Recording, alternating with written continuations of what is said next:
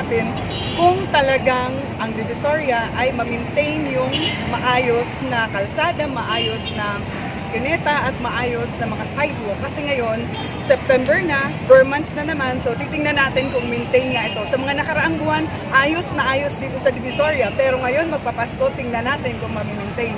Tara, samahan niyo ako guys.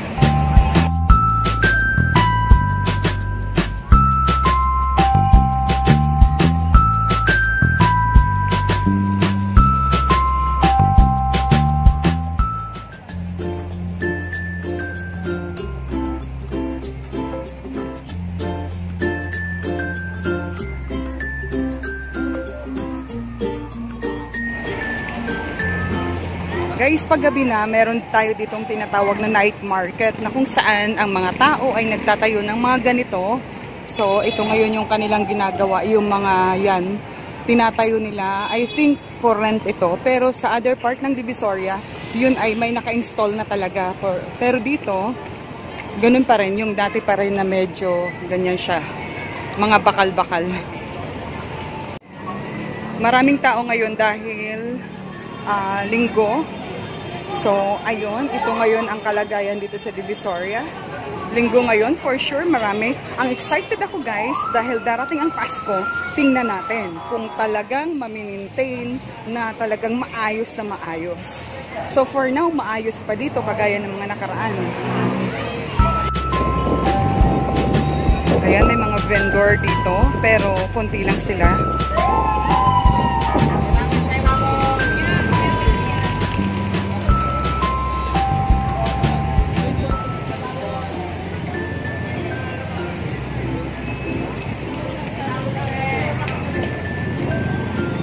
So for now, very good. Napakaliwanag pa. At napakaluwag ng area. Ayan, may mga bubbles pang nagliliparan. So yan, napakaluwag. Before guys, hindi ito dito madaanan. Kasi ito dyan, puno yan dito. Pero ngayon, talagang maluwag. Ang challenge nga lang, ma-maintain kaya ito ngayong bare months na.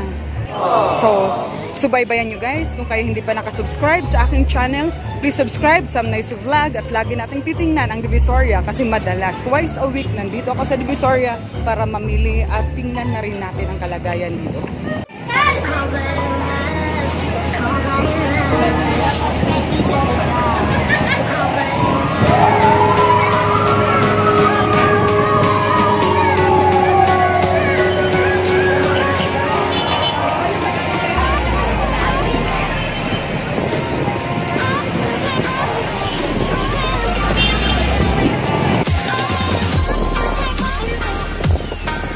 Naman dito yung area na kung saan daanan papuntang Tutuban sa second floor.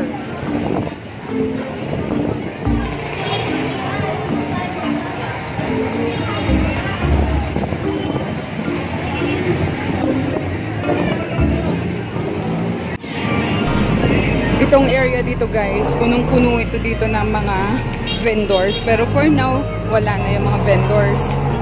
Ayan, nakaayos na. Kikita nyo guys, ang luwag na dito sa area na to. So, wala na. Ayan. Ay, wala. Taas ng ulan. Ito ang luwag na dito. Dati, puro vendors ito dito. Hindi makadaan ang tao. Pero for now, ayos na. But, the challenge, ma-maintain kaya ito ngayong magpapasko.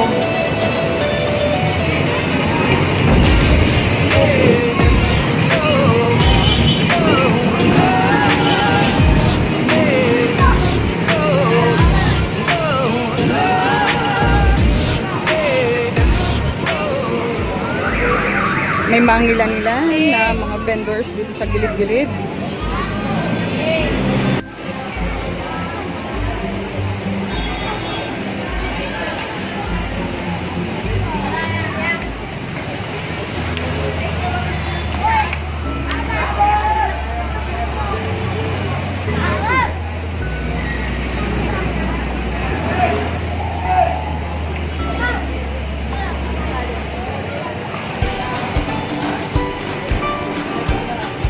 So So maraming tao ngayon dahil linggo, pero mas maayos silang nakakalakad dahil maluwag ang mga iskinita.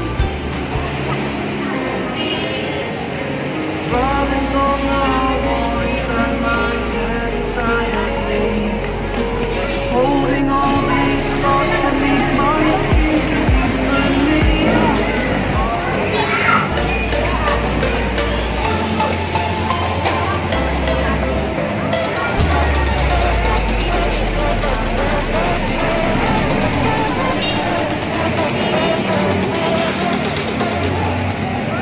Nandito tayo sa tapat ng 999 Shopping Mall. So makikita natin yung mga jeep, talagang nakakadaloy na sila. Before, hanggang doon lang yun sa hagdan. Doon sa may overpass. Tigil na ang mga jeep doon dahil ito dati ay punong-puno na yung area na yun ng mga vendors. Pero for now, wala.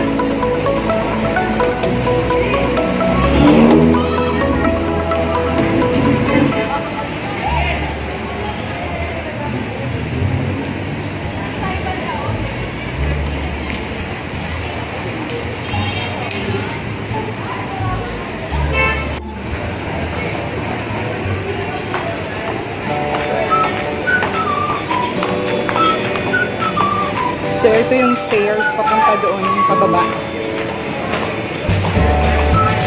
Ayan.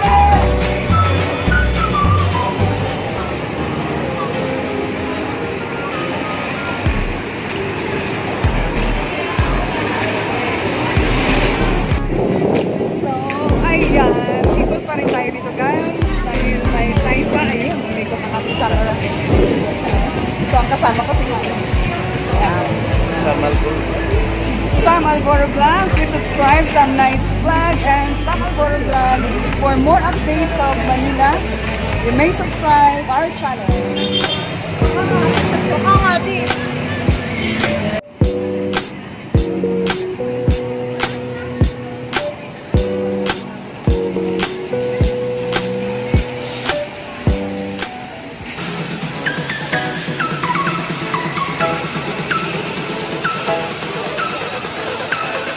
Ito ngayon yung mga store na naka-ready na for night market. Pero mamaya pa kasi maaga pa. For night market, medyo ano sila ready for their merchandise display.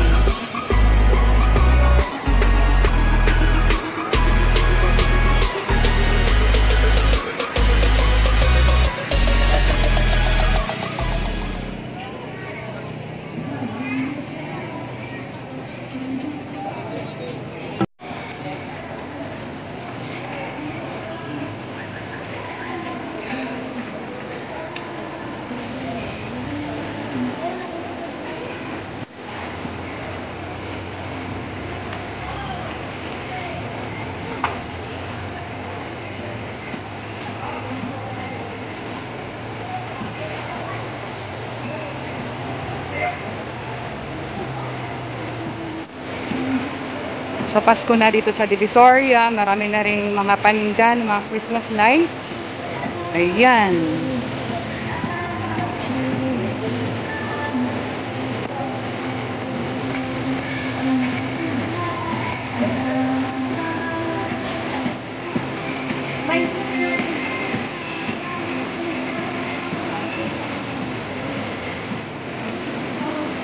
So, first day of September dito sa Divisoria. So, ito ang ating matutunghayan ngayon.